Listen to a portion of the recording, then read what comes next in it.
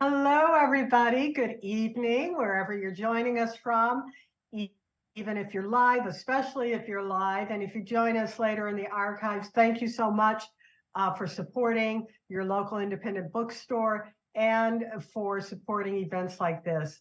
At Book Passage, we're still doing some in store and we're doing some online. And there are even those rare occasions we're doing a hybrid of both. So check our website to see where the event is that you want to see. But for now, thank you so much for coming to this one. It's special. I'm Paula Farmer, your host, and this is considered a special edition of Book Passage's Conversations with Authors. Special because tonight's event is part of a mini-series in honor of Women's History Month. We're calling it Women Writing, Our Stories, Our Voices, Our Impact in Literature and Beyond. This is the second of 3 installments on this with this online series this week. If you missed the first one, that was on Tuesday night, and it's right here on this channel. And the authors were Irene Carson and Goldie Taylor. They were phenomenal, discussing both their incredible, touching memoirs of family, racism, love, and grief. But you can access it in the archives. For tonight, we also have exceptionally talented authors. With their talented debut novels. The books kind of straddle the line between literary fiction and mystery. Starting with, oh, and you know what? I'm going to back up because our tech producer, my colleague Zach, will cry if I do not remind our audience to please put your questions and comments in the chat, and definitely subscribe to the Book Passage YouTube channel. Takes you 1 second to hit that box, but really helps us out a lot. So now back to the introduction. We're starting with The House in the Pines, The House in the Pines by Ana Reyes. This was a Reese Witherspoon selection, I believe, for February. Maybe it was January, but just in the last few months. This is wholly engaging thriller about the subtlety of memory and manipulation, in which a young woman must find her way back to a New England cabin armed with only hazy, haunting memories to finally uncover the truth that could actually save her life. Ana Reyes' work has appeared in Bodega, Père Noir, the New Delta Review, and many other publications. She lives in Los Angeles, where she teaches creative writing to older adults at Santa Monica College. Joining Ana is Claire Jimenez, author of What Happened to Ruthy Ramirez. Claire Jimenez, author of What Happened to Ruthy Ramirez. This book explores what happens to family when one of their own disappears. Beyond initial heartbreak, time moves forward, and those who remain are left without answers, forced to recalibrate their lives with an aching, missing link. Claire is a Puerto Rican writer who grew up in Brooklyn and Staten Island. She is the author of the award-winning short story collection, Staten Island Stories. Her fiction, essays, and reviews have appeared in many, many publications, including Afro-Hispanic Review and Paint. Please look her up. Look up all their works. They're so talented. We're so lucky to have them on the Book Passage virtual stage. And with that, I'm going to pass it off to both of them. Thank you for joining us. Thank you, Paula. Thank you for having us. Well, so where should we start? Yeah. Well, I'll just jump in and say that I just finished your book a few days ago, and I tore through it. I mean, I knew going in that it was a mystery, and that's probably my favorite kind of story, because I like having that sense of something pulling me forward, like a question that I have to have the answer to. So I went into your book, wanting to know what happened to Ruthy, and you opened it up so compellingly with this really moving moment where she's missing and we're kind of left with the family in her wake. So I was expecting a book that was heartbreaking and mysterious, and it was. But what surprised me was how funny it was. I had no idea. It was just really the character of Irene, the mother's Dolores's best friend, just everything about her. I could read a whole other spin-off book about her, because every scene she was in was hilarious. So yeah, congratulations on this beautiful debut, and I really enjoyed reading it. Oh, thank you so much. I mean, yeah, Irene's a trickster. She's a trickster character for those who haven't read the book. But yeah, I mean, we talked a little bit about this before, but I so admire inside of your book, that first page, right, where we have this image of the cabin. And I wanted to actually ask you, I mean, before I ask you that, I could tell that you're a poet, like by seeing the precision of the language inside the way you open the book. And so I wanted to ask you, why begin with this image of the cabin? Like, why did you choose the cabin to sort of revolve the book around? I think for me, the cabin became a symbol. It started out as just a cabin, and it was a house that I actually appeared in the first story I ever wrote. When I was 11 years old, I was trying to win a contest at the local library, and it was a contest for children, and the winner of the contest got a gift certificate to a bookstore, and I just wanted more books. So I started writing so I could win more books. That was the whole reason, even though I didn't win. I was reading a lot of Christopher Pike and R.L. Stein. I don't know if you the Goosebumps. I did too. I read a lot of R.L. Stein. Anna, when did you grow up? Was it the 90s? Yeah, I was born in 82. So I was born in 84. So yeah. Okay. Yeah, we're basically the same age. Yeah. And those books were just such a big part of my childhood.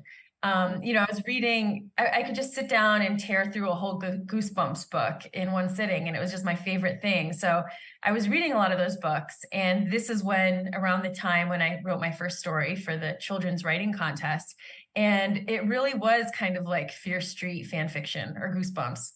Mm-hmm. It was just this story about a girl who's like lost in the woods, kind of a creepy story. And she comes upon this house in the woods, and there's something, wrong with it. And that was the first story I ever wrote. And so years later, when I sat down to write a novel, that house kind of came back to me, and it was part of what I built the whole book around. When I had written quite a bit of it, that was when I wrote the prologue. That wasn't the first thing that I wrote. It kind of was added in later. And yeah, it did feel like writing a poem. Like I thought very much about the sounds of the language and kind of the cadence and the images. So yeah, I'm glad that it came across as poetic. You reminded me that the coming upon the cabin, it reminds me of this Are You Afraid of the Dark episode. Did you ever watch Are You Afraid of the Dark? I did. I watched a few of them, but I don't remember them that well. I wonder if I'll know the one you're talking about. Yeah, I might, maybe I imagine this episode, but I'm pretty sure there's one where they come into this, like, it might not be a cabin, but it's this weird house in the woods, and it's just, oh my God. But yeah, I really loved that first page. What do you think being a poet first has brought to your fiction? I think it's brought a lot of attention to the sound of the words. And a lot of times I read my work aloud. I know a lot of people do that. And when I read it aloud, sometimes I'll hear something that doesn't sound right, or that sounds kind of like heavy or clashing with the words around it. So I'll go back and I'll kind of smooth it out. And I think that that's probably the main thing. But also, what I appreciate about poetry is that you don't always have to have that structure. You don't always have to have that, like with the story, things have to make sense. There has to be some kind of order. And with a poem, that order doesn't have to be there, or it can be organized around something other than plot. It can be organized around sound or images, or just loose association. So I love the freedom of poetry, and then the sounds. Yeah, that's so interesting. I took a workshop when I was finishing up my PhD at University of Nebraska-Lincoln. I took a poetry workshop with Dr. Kwame Das, and we had conversations about this inside the workshop, about how the poem allows you to time travel in ways that, traditional novels. I mean, if you're experimenting, then you can really mess around with form and do what you want. But with traditional expectations of storytelling, right? There's like, oh, time follows in such a way, or if I'm going to disrupt that, I have to signal it to the reader, right? And so poetry allows you that freedom. But I think one of the cool things about being inside that workshop was that you would sit there and they would spend, an hour talking about one word. Oh, that's so cool. And yeah. Like with fiction, we don't get to do that, so I Yeah. appreciated it because it makes you really think carefully about the language, and that you don't have these throwaway sentences. Yeah. And that was one thing I really liked about your book too, was you do a lot of work, I think, to distinguish the different voices between them. Like, for example, Dolores has this pretty funny at times, like sort of mother voice, where she's always noticing when her daughters leave their clothes on the floor, or don't clean up after their dishes in the sink. And then that's just so different from the teenage voice of Ruthy, a 13-year-old girl. And so I was interested in that. Like, how did you inhabit so fully a teenage girl's voice, but then manage to switch to this like woman, this grandmother's voice in her 40s? And just like the way that you didn't even really need to look, in the different chapters, each one begins with the name of the character. So Jessica, Ruthy, Dolores, or what was the last Nina. one? Yeah, Nina. So each chapter begins with a name, but you almost didn't need those names to know whose voice it was, because they were so clear and so different from each other. So what was that like for you, the process of telling one story, but in 4 very different voices? The hardest, I think the sisters' voices came naturally. When I was working on the mother's voice, it was probably the most difficult, because at that point I was not a mother. So, it really took a lot of work. And for folks who may have not read the book, Dolores is the mother, and she has lost her child. Ruthy has gone missing in 1996. And I had to think really carefully about what would that voice sounds like, right? And for me, and thinking about Dolores, what made the most sense was that it would be a prayer, and it would be a profane prayer. It would be a prayer in which, you know, you know, begging God and also saying motherfucker in the next sentence. And like, because there would be this testing of faith of, you know, like, where, uh, how can I live in a world in which, you know, my daughter's not here, right?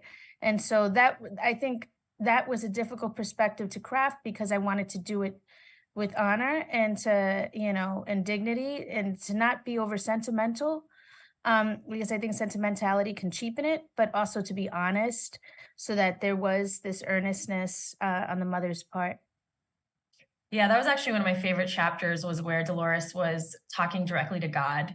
And she says, you know, like you said, she's swearing and then saying, I'm sorry, God, I'm sorry. And she's kind of making little excuses here and there. Like she sees her daughter's email and she's like, I wasn't sleeping, God. Like, so I just thought that was I'd never really seen that before. Like the whole thing is a prayer, but like you said, it becomes very profane and also very, just like very character revealing. You learn so much about her by the things that she says to God.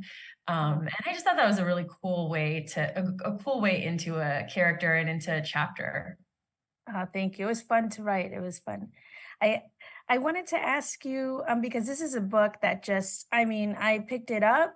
I got through 100 pages within a couple of hours. You know, I just, yeah, I couldn't put it down, and I was like, oh man. One of the things you do so well is building suspense, and it's, you know, it's as you mentioned before, and it's something that I talk about with students, is like leaving the right questions with the reader to move, so that they keep on turning the page. And so I wanted to talk a little bit more about how you build suspense on the page. How did you craft that? That was something that I kind of wove into subsequent drafts. Like the first draft had a mystery in it, but I wasn't really building suspense throughout the whole book. And that was a big part of my editing and revising, and also working with my agent, who was that was her main note, was like, let's get the suspense in earlier. Let's keep the suspense going throughout the whole thing. And that was actually one of my favorite parts about writing a first book, was trying to learn all those different tricks that writers use. Cause I'm a big suspense fan. You know, I love Shirley Jackson. I'm reading Gillian. Oh my God. Like, I love all these writers. So as a reader, I would just tear through those books. But once I was trying to get my own book ready to sell, then I started rereading them again as a writer and taking notes and seeing like, okay, here's where we have a red herring, or here is where we have like some really good foreshadowing. And one of my favorite things, and this is something that I've done with my students, is looking at a paragraph of like a description of a villain. And a lot of times you'll see these just very little subtle word choices that are sort of pointing you in that direction from the very beginning. And I have a great example. I wish I had it with me, but a writer that I really like, who wrote a short story about a woman who's, it's sort of like a retelling of the Bluebeard story, the fairy tale. And the man, he gives her a ruby necklace. And when she puts it on, the ruby necklace looks like drops of blood around her neck. And there's just something so cool about that, because it's like, we know, because he's the villain of the story, like we know he's going to do something bad from the moment that he gives a woman a necklace and it looks like he just cut her throat, you know? So there's something really cool about those tools that are available to anyone. That was like, once I kind of started noticing when other people's writing, I was all about just putting them into my own book, like weaving them in wherever I could. So yeah, I think suspense is like something that anybody can do. It's just a matter of like identifying the techniques and then just putting them into practice. Yeah. You know, there's this moment that I love, where she's watching this video, right? And it's a video of Christine dying, right? And in front of it, and she's like, that's Frank, right? And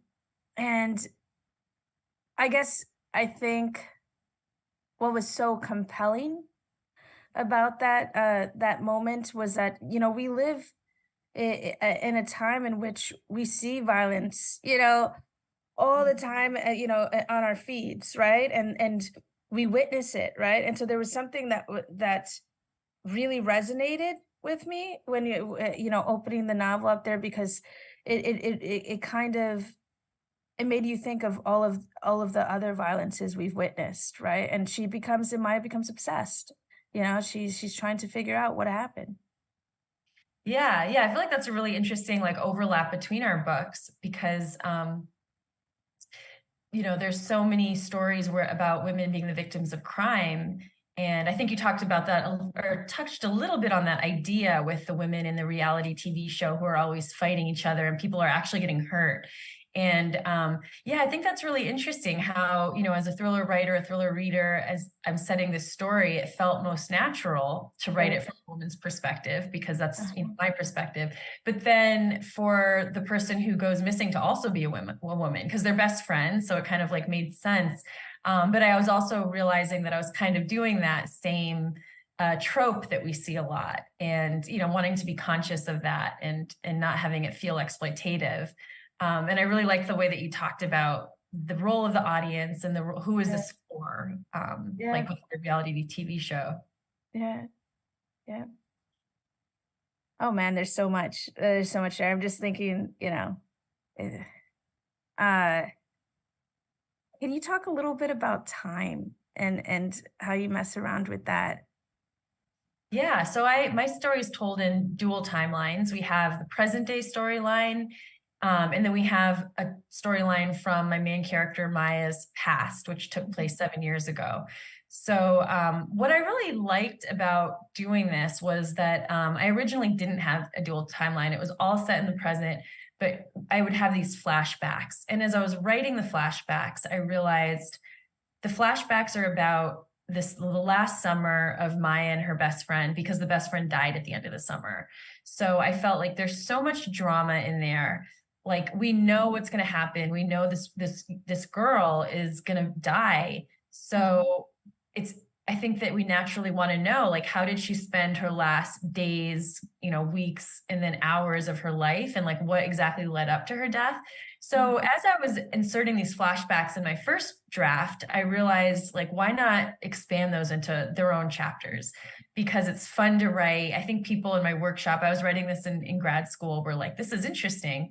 So I eventually did expand those, and I just did a dual timeline, but it wasn't always that way. And it was something that, you know, I played around with a lot before I landed on. Yeah, it's interesting because I have a dual timeline as well.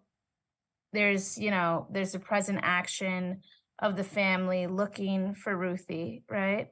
And then I go backwards in time to the day that Ruthy goes missing, and which was tricky, like you know, it took many drafts to figure out the right proportion and when to drop the Ruthy section and when to, you know, just let the woman guide the present action. How did you think about, you know, when you went into the past and when you stayed inside of the present action? I did a lot of the present first. Some of that stuff that in the past was added in after I already had pretty much a full draft, because I realized, oh, here's something that is a scene that, like, I could summarize what happened back then, but it might be more interesting and more engaging for us to actually go there. So some of those scenes that I'd written, I already had in summary, but I felt like, let's flesh them out. Like, let's actually see it happen in real time. Yep. Yeah, and I was curious, actually, when I was reading your book, did you do that? Like, did you write all the sections in order, or did you like go back in later and add in some of those past Ruthy chapters? So originally I wrote it backwards. So which I was like, yes, this is working because it's going backwards in time, and that's how trauma works. We're stuck going back, right? But then I gave it to my agent, and she said, "No, Claire, this is not working." and she was correct, because there was a loss of momentum a little bit. You know, that structure was doing an interesting work, but the better structure was to see the family, you know, struggle in real time to find Ruthy, you know, and to see them hope, right? And then and what type of emotion is that when you know, what type of emotion happens when we weave that into the past of Ruthy on her last day. But originally it was, you know, these sections that went into the past. It was always these 4 women, you know. But the time looked a lot different. Yeah. Oh, that's really interesting to think about, because that's a very different book, like from the sounds of it, if it had unfolded backwards, essentially. I think that's interesting, but I also feel like you made the right choice. Like this worked really well because we're hoping along with them. And I like that we don't really get answers until the very end. I like that. Yeah. Thank you. Yeah. So one thing I noticed, I think, correct me if I'm wrong, but in your acknowledgements, was this part of a thesis project that you did for your MFA? Yeah. So it was actually a short story at first when I was at Vanderbilt. And then it was kind of a fat short story. It was really big. And then I ended up, you know, leaving it alone for a few years. And I went back to school and got my PhD at University of Nebraska. And when I was there, one of my professors, I brought it into workshop, and she was like, Claire, this is a novel, and this is what you know, this is why this story is not, you know, really working right now. And so I spent a lot of time then figuring out, you know, like figuring out basically like how to rotate the different perspectives, right? And so that became actually my dissertation. So I just defended. Wow. Was it published when you defended it? Was it already like out in hardcover? It was acquired. It wasn't out though. It was acquired. Yeah. So yeah. That's really cool. Can you talk a little bit about history and how, I mean, we have all of this rich history, but that also has its own form of trauma, right? And gaps, right? How did you go about incorporating that? Yeah, so as I was writing this character, she started off very autobiographically. And part of that was just that it was my first book. And so I was writing what I knew. And as the book was going on, she became her own person, but there was always that beginning where it was very much me. And so I'm half Guatemalan. My dad is thankfully alive. In my book, the character, her father has been killed at the end of the Civil War in Guatemala. But I wanted to have this character who doesn't have a father, who doesn't know about that whole side of herself, like the half of her that is Guatemalan, because she grew up in Massachusetts, in a place where you really don't see other like let alone a lot of Spanish-speaking people in that part of Massachusetts, but especially Guatemala. So part of the journey for her was to kind of get to know, just to understand that side of herself, to meet the people who that's where she comes from, she just was not, had no contact with. And that really was in some ways autobiographical, because, you know, my mom doesn't speak Spanish. My dad came here at 11, so he speaks Spanish, but he didn't speak it at home. So the only time I would speak Spanish would be to my grandparents, and it was not very good Spanish. So like for me, going to Guatemala for the first time as a teenager was a really big deal, and I was able to sort of funnel some of that into the book. But it also tied into the sort of past trauma of losing her father, who was writing this book, and the idea that she has to understand what the book was about in some way to help her in the present. And so that was kind of like a symbol of, you know, she literally has to understand what he was saying in a book. But for people whose, you know, parents or grandparents are from colonized places, like you kind of have to understand what they went through to understand some of your own trauma. You know, you might grow up with a parent who is, you know, just overprotective, for example, and that will affect, you know, that affects you, but you have to understand where they're coming from. And that means understanding what they've been through. And so to me, that was part of her story, was understanding some of her own, the things that she's inherited from her father without even knowing. Yeah, definitely. And like, I think about that a lot as well, you know, like what we inherit from family or parents or grandparents who have migrated or have been displaced, and how those histories, even for those of us who are born in the United States, how they imprint on our experiences and shape how we move through the world. So I appreciated how you were doing that.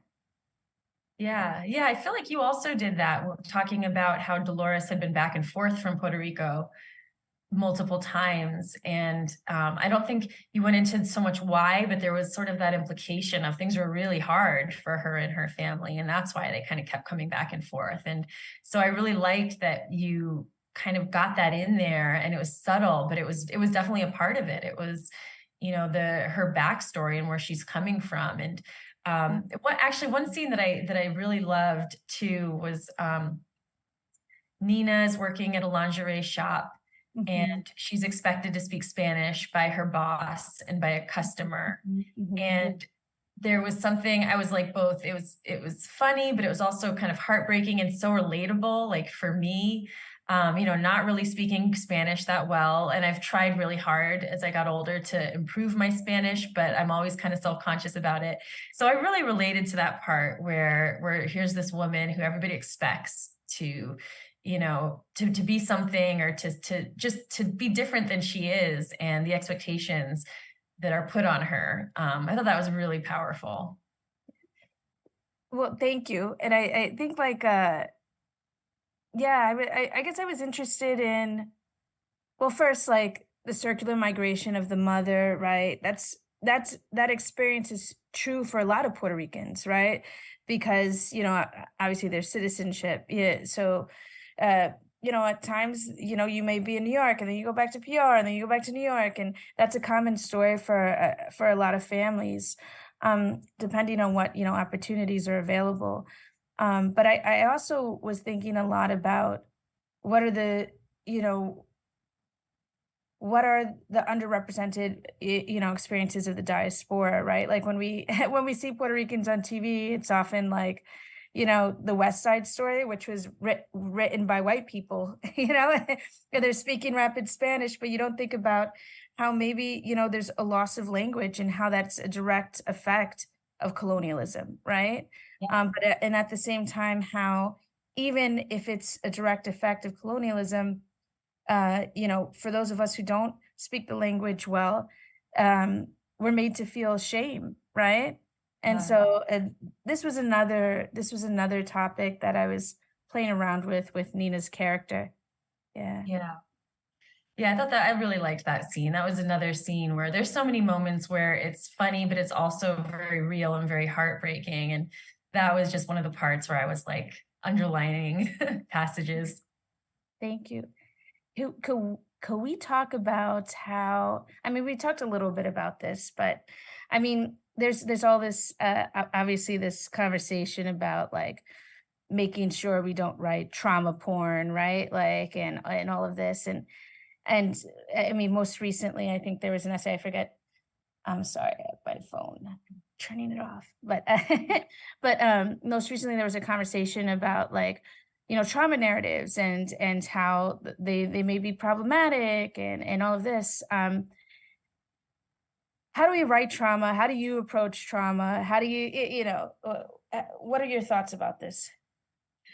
It's so interesting because I feel like it's such a multifaceted topic. Yeah. I think trauma is a part of life. I think that, you know, that there's really no benefit or sense to trying to talk around it, but the way that you talk about it is of course so important. And I think writing about the several different forms of trauma in my book that went into it, I really just tried to be, you know, realistic and not leaning into the sort of like trauma porn, like you say, where you're really just, you know, honing in on those details and making it as like traumatic for the reader as possible, or you're not just kind of like going for that gut punch or going for that emotion, but really trying to show like this is the realistic sort of effects of trauma, but not trying to make that the whole point of it. Yeah, I really love this essay by this Puerto Rican writer who also has a novel coming out, Melissa Cosequino. Her novel's Carmen and Grace. She's also a debut Puerto Rican author.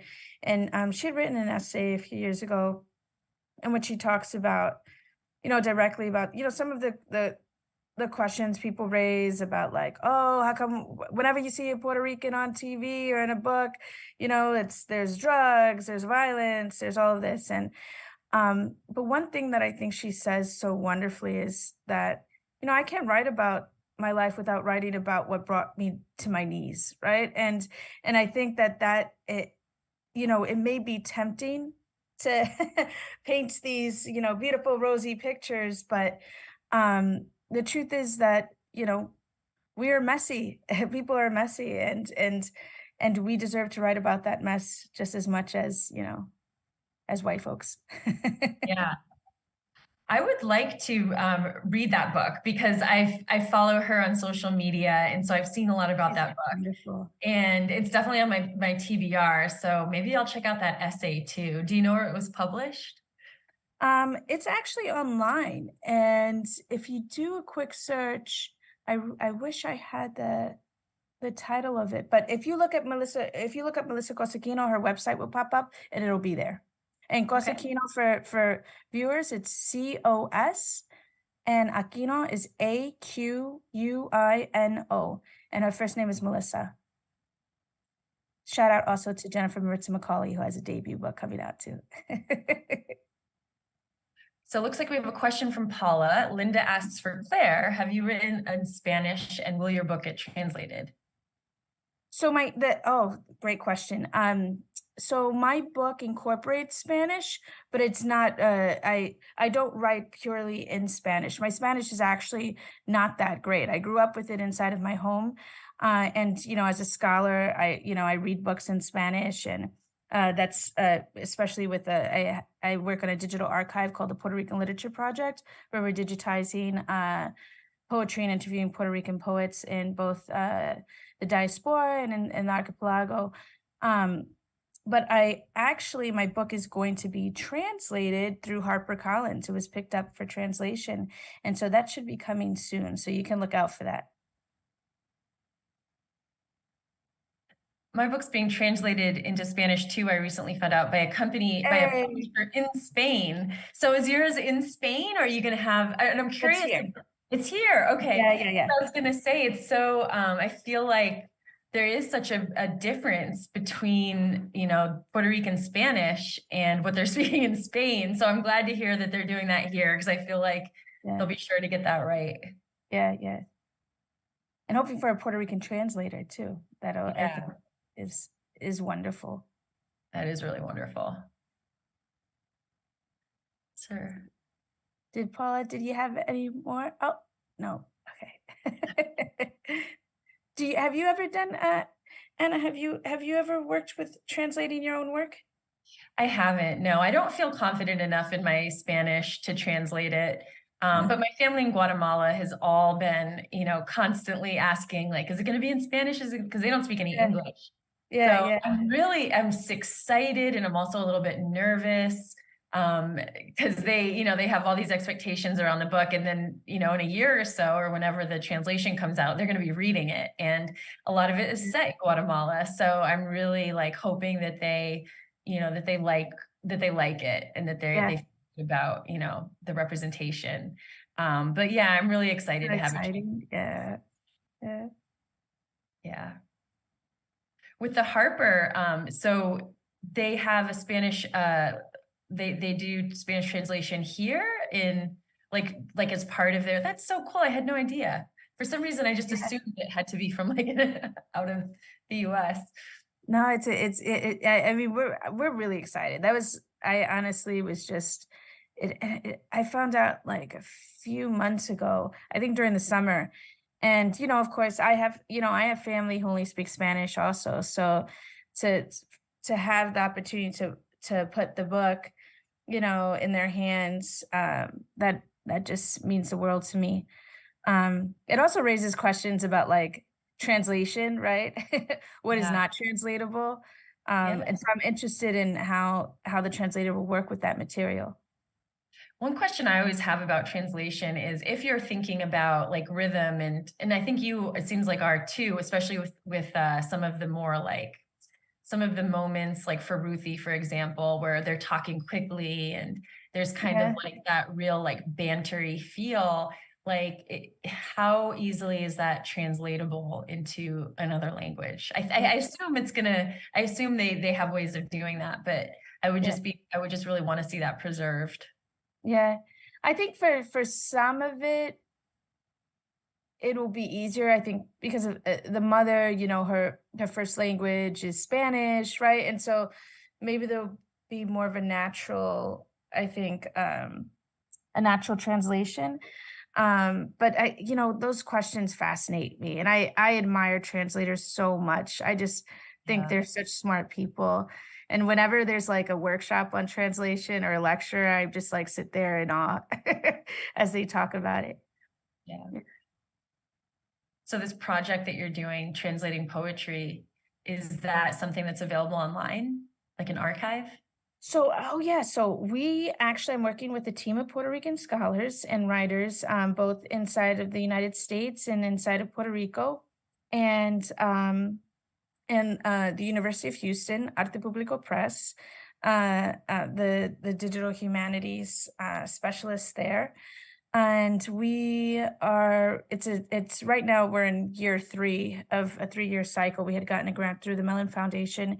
And so we're interviewing hundreds of writers and, you know, basically creating these entries about their lives and taking their poems, whether they're in Spanish or English, translating them so that there's both a Spanish and English version, unless of course a poet has asked that their work remains in the language that they originally wrote it, and we honor that. And that's going to be inside of a site. We're still organizing the content, and we have metadata, and I'm working on a digital map and all of this stuff. But hopefully, fingers crossed, Anna, it'll be done, you know, like in the next year, that we'll have something to, you know, we'll have a beautiful site to share with folks. But that has been really exciting. Yeah. Oh, that's really cool. And can I ask you, what are you working on now? So Do you I'm have working something on, else lined up? I do, yeah. I haven't quite like put out what it's about yet, but it's a similar genre, similar tone. But this time I'm starting off with the suspense, because this is, you know, sort of the thriller. Some of those aspects of making it a thriller came in after I wrote my first draft of The House in the Pines. But now I feel like kind of know what I'm doing a little bit more. I've written a book. I learned so much about writing books just by writing that. So I feel a little bit more confident now.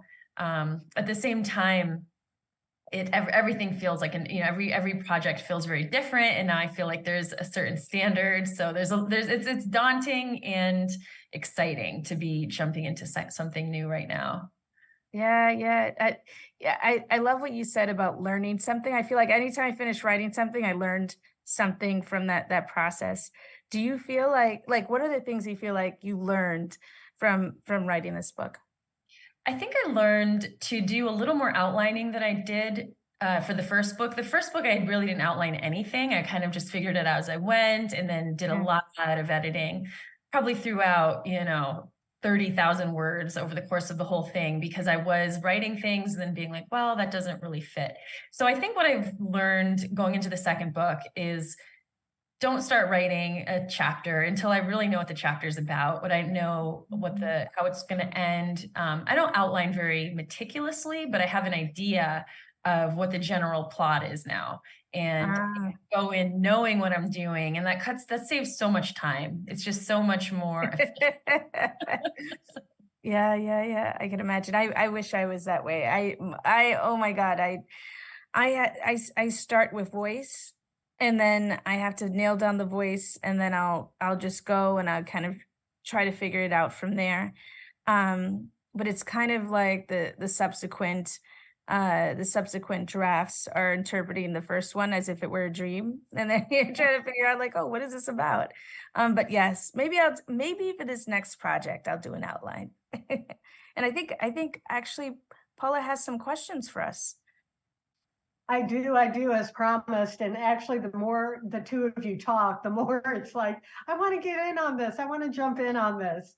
So I hope you don't mind and that this is good timing. But one of the things, Claire, you touched on about that in your book, you do incorporate some Spanish.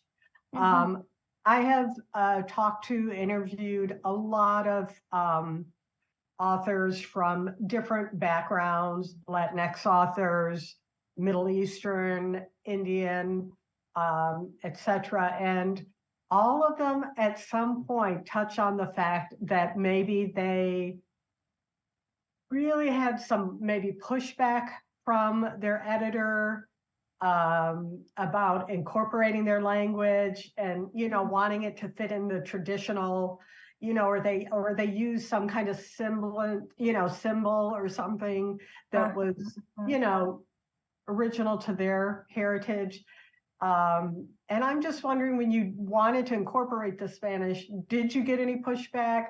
Were you concerned about that you might? Or are things kind of changing a little bit now, and publishers and editors are kind of understanding that better?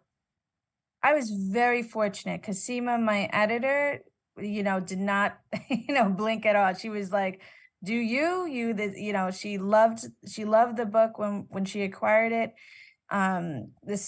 There were virtually no notes on any Spanish. I don't think there was anything, but I understand what you're saying, because that's a reality for a lot of writers, and it's unfortunate, and like, if it doesn't happen inside of, a publishing house, sometimes it happens inside of the creative writing workshop, or when they submit something to a literary magazine.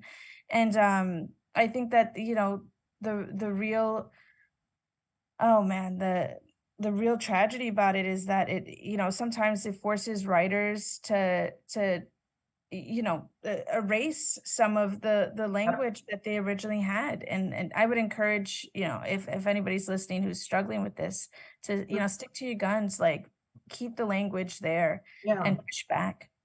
Yeah, because it's not just a matter of the language. It could be a very pivotal to a character. It could be something, very cultural for a character, and you shouldn't have to compromise on that. That's right. I've had a few authors that have mentioned, that kind of who they always refer to as Toni Morrison, having to fight those battles and paving the way. Wow. Where she was just unabashedly, I'm writing for and about Black people and deal with it. Yes. Yeah. Yes. I know. Speaking of which, I love this idea of literary ancestors, right? Yes. And I'm wondering if either of you have what you consider literary ancestors that maybe influence your writing or just influence you personally. Maybe you incorporated that in your writing process as inspiration. So could you both speak to that? Oh yeah. Oh my God. We'll be here forever. And you start. Because I got so many. I know that was not my intention, but I love that. I love it. Put that out there once. I just love that whole concept. Yes. Yeah. I would say going all the way back to the very beginning, with myths and fairy tales, some of the first stories that I ever fell in love with, that I ever like inhabited as a child. Those are probably the earliest sort of like ancestry, literary ancestry that I can name. But more recently, as I was saying before, the books that I read when I was a young adult, when I was, 11, 12 years old, I was reading a lot of thrillers like Christopher Pike and R.L. Stein. So I think in a genre sense, some of those young adult writers were huge. But the first book that I ever read that was a magical realist book was called Like Water for Chocolate by Laura Esquivel, a classic. So you've probably heard of it or if not read it. And that's also, I would have to say she's in that ancestry too, because when I read a lot of fantasy and fairy tales and things like that. So I knew what that looked like. I knew what realistic looked like, but seeing this person just kind of seamlessly and almost casually weaving the two together, where you have a very, down to earth dinner scene, for example, between a family, but then there's this really magical aspect where where one person's able to taste the emotions of the other people at the table. That was huge for me, was just that sort of like, wow, you can do that. I didn't know you could do that. So those are the ones that jump out for me. Oh, I love all the folks who are so good at voice, Grace Paley, Tony Cade Bambara, like all those writers. I really love James Baldwin. Right now, Living Writers, Victor Laval, I think, is just so good. Like he just keeps on, like nobody can box him in. He'll write whatever he wants, I love, oh man, I could go on and on. Toni Morrison. Oh, like there's just so many. And in terms of Puerto Rican poets that really shaped me, Miguel Piñero, Pedro Pietri, like all of these folks, those the Nuyorican poets. I just remember as a teenager reading their poems, and it just really opened up a voice for me. Yeah, I love all those suggestions. I was actually like taking notes, because sometimes you forget, like, oh yeah, I need to go back. I need to revisit that book. Speaking of revisiting, I find it hard being in the book industry to reread books. Like I want to, but because, we're constantly getting advanced copies. We're always thinking ahead. But so many times I'll find myself like, you know what, I want to spend the whole summer rereading Baldwin and Toni Morrison, but then you feel guilty, like, oh, I can't reread. I have to read the new thing, the next thing. But I'm wondering for you, do you reread? And if you do, what are some of the books that kind of you go back to? Oh, I'm rereading Sigrid Nunez. I think she's like, oh, her sentences, they're so good. James Baldwin, of course, I reread, What about you, Hannah? I'm trying to think. I think a lot of poets I end up rereading. There's certain poems that I will like cut out and put like on my fridge or something. Right now I'm loving Ada Limon. I also love Marie Howe. She's a poet who has a couple poems that I just go back to again and again and again. I guess I really don't reread a lot of novels. I certainly will highlight passages or bookmark certain things, and I'll go back and look at them, but I can't remember the last book the last novel that I reread from start to finish. It's a big commitment. Yeah, it's a lot. Well, you know what? Now that we're getting, at least for myself, I'm getting a little bit more used to listening to books. So I'm usually like listening to something, maybe at the gym or whatever, and then reading something. So I figure if I'm going to reread something, I'm going to do it in a different format. Like if I read it before, I want to listen to it. If I listen to it and I feel like I should reread it, I want to do it, as, actually reading it. Both of you kind of talked a little bit about your writing process, and I'm curious, be honest, is there anything about your writing process that you love, but also anything that you actually just really hate, and it really takes a lot of kind of discipline and structure to do it? You want to start with that one there? Yeah. I have so much that I hate right now. But I just had a kid, and so I've been, everything is the baby, which I love because I love my son.